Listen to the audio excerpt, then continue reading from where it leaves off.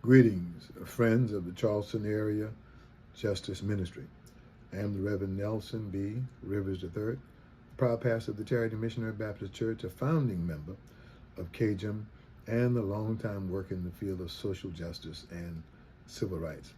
Treva asked me to reflect on this statement for our network meetings, and I'm honored to do so. It's moral to put our pressure on officers. Dr. King's quote, "The early Christians rejoiced when they were deemed worthy to suffer for what they believed in. In those days, the church was not merely a thermometer that recorded the ideas and principles of popular opinion. It was a thermostat that transformed the mores of a society." The question has come, is it moral for us to put pressure on the Medical University of South Carolina after they reneged, deceived, and turned their back on what they made a promise to do? So I'm called to reflect on the letter from a Birmingham jail by Dr. King. I want to read to you the description of this letter. This is the book that I would recommend to your attention. It is called A Testament of Hope. It is the essential writings and speeches of Martin Luther King Jr., edited by James M. Washington. It is the best book that I know of to summarize both through his writings, his speeches, his sermons, his thoughts and reflections, who Dr. King was, and more importantly, what he believed, and even more importantly, what he did. Dr. King wrote this famous essay, written in the form of an open letter, 16th of April, 1963, while in jail. He was serving a sentence for participating in civil rights demonstrations in Birmingham, Alabama.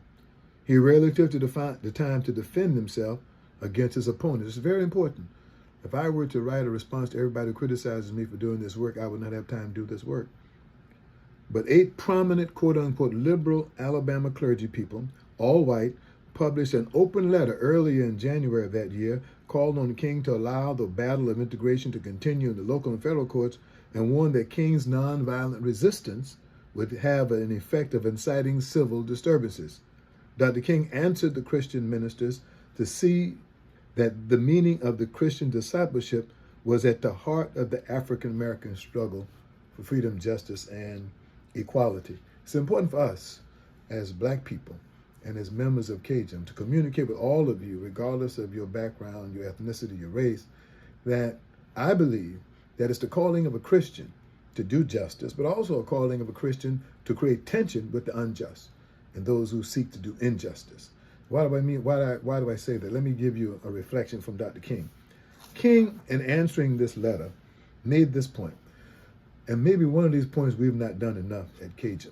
He says in this page 290 of the book, in any nonviolent campaign, there are 4 basic steps, and CAJM has engaged in most of these.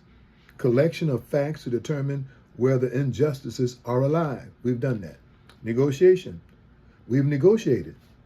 The third is self-purification, and the fourth is direct action. Without going through the illumination of all of this, self-purification simply means looking inside, preparing yourself for adversity and what might happen if things don't go your way. In other words, self-purification means preparing yourself for tension.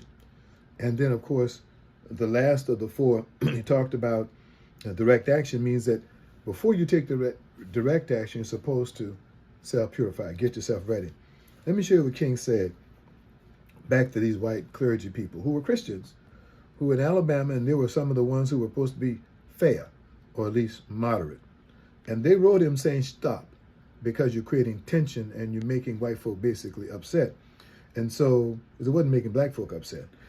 You may well ask, King says, why direct action? Why sit-ins, marches, etc.? Isn't negotiation a better path? Well, we did that. You're exactly right in your call for negotiation. Indeed, this is the purpose of direct action. I underscore this. The reason we take direct action is not to punish MUSC, not to embarrass them, but to bring them back to the table to have the integrity of their witness. They made a commitment in front of everybody, and they have turned their back on that commitment. If they're allowed to do that, then it makes our work a mockery and a sham. And so therefore we have to challenge them. So you wonder, what about this tension? And Dr. King addresses this, and he does it better than I can. He says, I just referred to creation of tension as a part of the work of the nonviolent resistor. This may sound rather shocking, but I must confess, I am not afraid of the word tension. We cannot succeed if we're worried about tension. Our job is to create tension. And when we asked for justice, we created tension. When we asked for them to provide the mobile health centers, that was to create tension, because tension has to be resolved. And our goal is to resolve tension with justice. So don't let them fool you. Don't let them use your own words against you.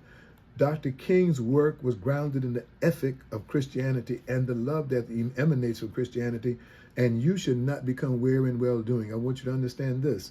If you give up now, you will not win. The reason they're responding that way is because the tension is becoming unbearable. We want to become unsufferable, that they stop wanting to have tension and want to have justice. Don't quit.